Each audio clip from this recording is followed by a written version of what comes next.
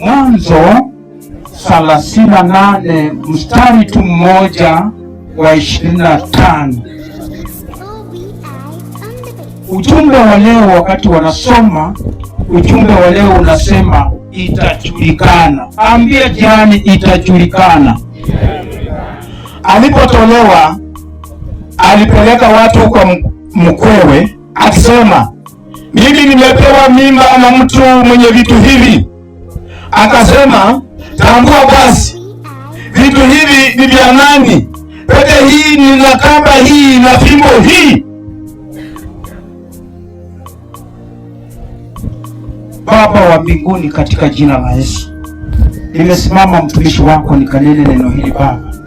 Hebu kanitumie nifanyike chombo, watu wako wakabarikiwe, katika jina la Baba na Mwana na Roho Mtakatifu.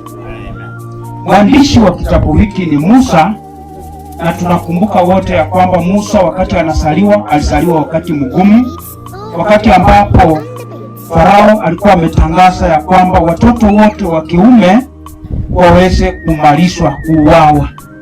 So Musa anasaliwa wakati mgumu sana, wakati kuna hatari imetangazwa.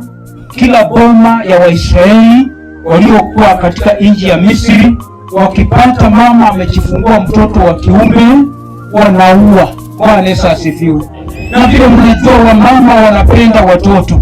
Ukitaka ukuze kitu ya mama na asilete kelele, kuza kitu kingine kando na mtoto wake. Haijalishi mama mtoto ni mwizi roho, lakini ukikuza mtoto wa mama, hata kama ni mwizi, mtamalizana na huyo mama. Bwana Yesu asifiwe. So Musa anazaliwa wakati mgumu, wakati wametangaza ya kwamba watoto wote wa kiume waweze kuangamizwa na kuuawa. So wakaambia wakunga ya kwamba mtoto yeyote ambaye atasaliwa na awe wa kiume waue huyo mtoto, akiwa msichana wamwache. Bwana Yesu asifiwe. Wakunga wakawa wakienda wakati mama hapo mjamzito, walikuwa wanaangalia, na Farao kulikuwa very keen. Ukiona mama ni mzito, kunajua tu hapo lazima wakunga waniletee ripoti. Kama ni mtoto wa kiume waweze kumumaliza, kama ni wa kike wamwache. So wakati wakunga hawa walipokuwa wakienda, wakapata huyu kijana amesaliwa ambaye anaitwa Musa. Bwana Yesu asifiwe. Kila mahali wakunga walienda, wakipata Waisraeli watoto ni wa kiume walikuwa wanawaacha. Wakaingia mahali wakapata mama huyu wa Musa amejifungua mtoto wa kiume, wakamwacha.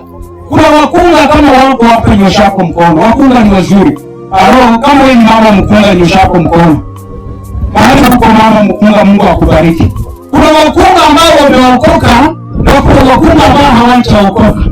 Walipopata kijana huyu Musa amesaliwa, waliwacha wakaenda kwa Farao, wakamwambia kwamba Farao, kijana amesaliwa, hatujamuua, maana tulipofika tulipata tayari mama amejifungua. Kuna wamama hapo nyuma walikuwa wanajifungua peke yake aro, lakini wa siku hizi mpaka wapelekwe operation. Mtajiuliza ni kwa nini?